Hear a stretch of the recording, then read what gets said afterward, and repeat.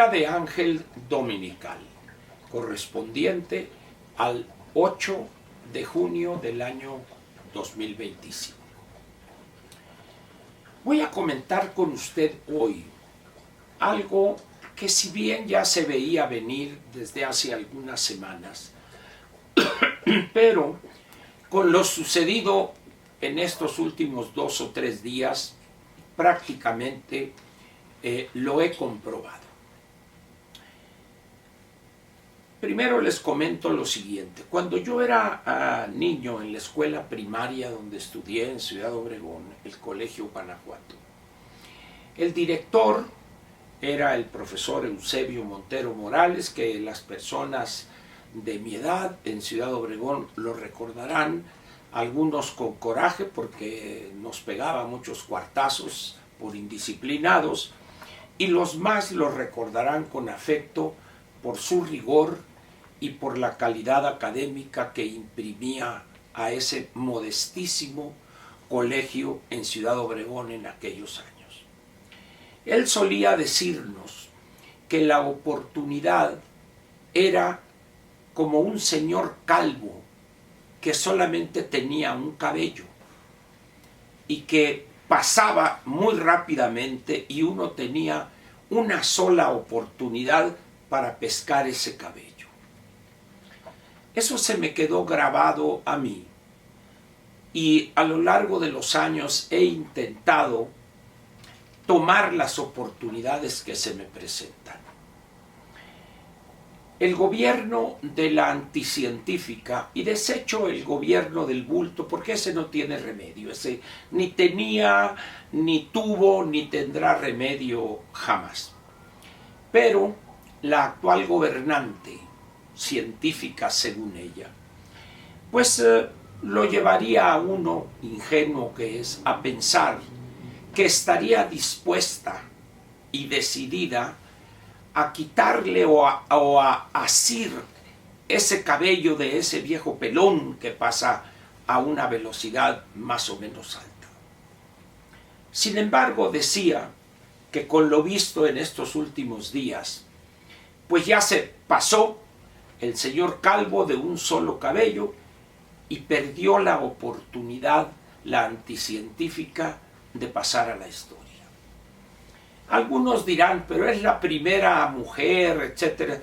Será completamente irrelevante su sexo, no su género, esa es otra cosa para los que no saben gramática. Las cosas tienen género, las personas tienen sexo. ¿Por qué razón? Porque este atolladero en el que se ha colocado, producto de sus incapacidades, de sus tonterías, de su inhabilidad total para gobernar. La gota que derrama el vaso es el trato y la supuesta negociación con este grupo disidente del mayoritario dentro de la Coordinadora Nacional de Trabajadores de la Educación. Que si negociaron, que si esto, que si destruyeron por acá, por allá, destrucción de propiedad privada, porque es el sindicato, es una entidad del derecho privado, no hubo ni denuncia y mucho menos una investigación por los daños causados. Pero el trato, van a gobernación, pues miren que no, que sí, que la ley del ISSSTE no se puede abrogar, etc. Un pantano o unas arenas movedizas donde ella misma se lanzó y cada vez que habla o hace una tontería se sumerge más. La oportunidad la perdió y eso a ella la coloca en el basurero de la historia desde ya, pero al país lo coloca en una posición sumamente complicada.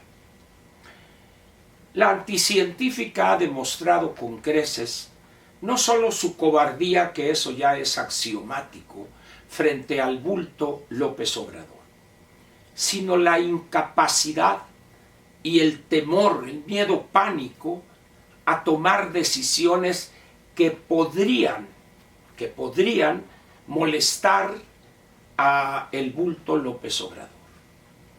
Nadie le hace caso ni en el Congreso, en las dos cámaras, los que coordinan la fracción de su partido, ni la pelan. Los dirigentes, entre comillas, de su partido, igualmente. De tal manera, pues, que ella está sola y quizá acompañada por algunos elementos de su gabinete. Después de lo que hemos visto cuando llega la CENTE antes del día 15 de mayo, hasta que ayer o anteayer abandonan el plantón en Plaza de la Constitución, aquella fracción creo que es de Chiapas o de Guerrero, en ese momento se cierra la oportunidad que se le presentó a la anticientífica para pasar verdaderamente a la historia, decía y repito. ¿Qué seguirá ahora? Nadie le hace caso. Tiene un gabinete de incapaces que no están listos siquiera para negociar algo razonable o para explicarles de una manera clara pero firme a estos delincuentes, y ellos, unos se llevaron 800 millones de pesos y dicen no, que siempre todos los años se les da, y es que para cuando empiece el ciclo escolar no. Les dieron 800 millones de pesos y ahorita puedo asegurar, con la experiencia de los últimos 20 y tantos años, que ya los repartieron. ¿Qué esperar entonces de la anticientífica?